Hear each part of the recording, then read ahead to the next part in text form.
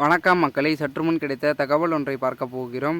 தகவலை பார்ப்பதற்கு முன்னதாக நீங்கள் நம்மளுடைய சேனலுக்கு புதிய பார்வையாளர்களாக இருந்தீர்கள் என்றால் மறக்காமல் நம்மளுடைய சேனலை சப்ஸ்கிரைப் செய்து வைத்துக் கொள்ளுங்கள் மக்களை. தற்பொழுது திராவிட முன்னேற்ற கழகம் என்னதான் இந்த நாடாளுமன்ற தேர்தலில் 40 தொகுதிகளை வெற்றி பெற்றேன் என்று சொன்னாலும் கூட அது இல்லை அப்படின்னு பார்த்திங்கன்னா சொல்லி கொண்டிருக்கிறார்கள்.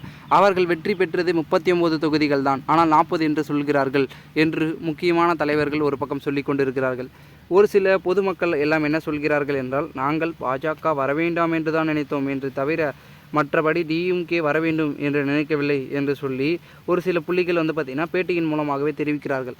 இதனால் தற்சமயம் வரைக்கும் நம்மளுடைய திராவிட முன்னேற்ற கழகம் தமிழகத்தில் ஒரு சில ஸ்டேபிளான சுச்சுவேஷனை ஃபிக்ஸ் பண்ணியிருக்கு, தமக்கான ஆதரவை பெருக்கி இருக்கிறது அப்படின்னே சொல்லலாம். இப்பொழுது ஸ்டாலின் அவர்கள் மீண்டும் முதலமைச்சராக ஆவாரா அப்படின்னு கேட்டிங்கன்னா 2026 ஆவதற்கான வாய்ப்பு என்பது அதிகமாக இருக்குது அப்படின்னே சொல்லிட்டு வராங்க.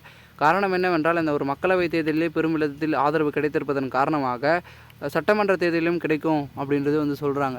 மேலும் தற்பொழுது திராவிட முன்னேற்ற கழகத்தில் மத்தியிலும் அவர்கள் ஆட்சி, மாநிலத்திலும் அவர்களுடைய ஆளுமை இருக்கிறதுனால பெருமிதத்தில் அனைத்தும் ஒரு துடுப்பெடுப்பாக மாறிவிடும். அதாவது நாடாளுமன்ற தேர்தலிலும் காட்டிலும் அடுத்து நடக்க போகிற 2026 தேர்தலில் கொஞ்சம் அப்படி இப்படி என்றது மாறவிடும். ஏனென்றால் புதிய விதமாக டிவிகே, அதாவது தமிழக வெற்றி கழகம் என்ற ஒரு கட்சி வருகிறது.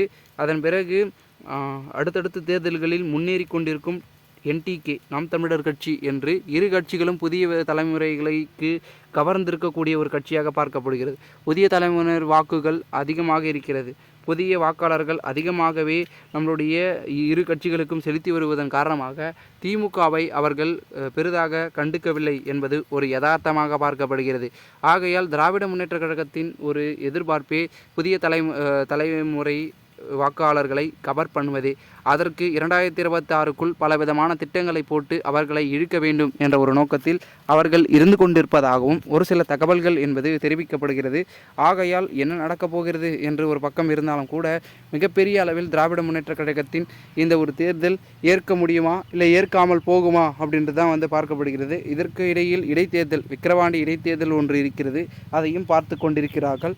பார்ப்போம் என்ன நடக்கிறது என்பதை. மேலும் இதுபோன்று நீங்கள் அரசியல் சாதனை நிகழ்வுகளாம் தினசரி தெரிந்து கொள்ள நம்மளுடைய சேனலை சப்ஸ்கிரைப் செய்து வைத்துக் கொள்ளுங்கள். நன்றி, வணக்கம்.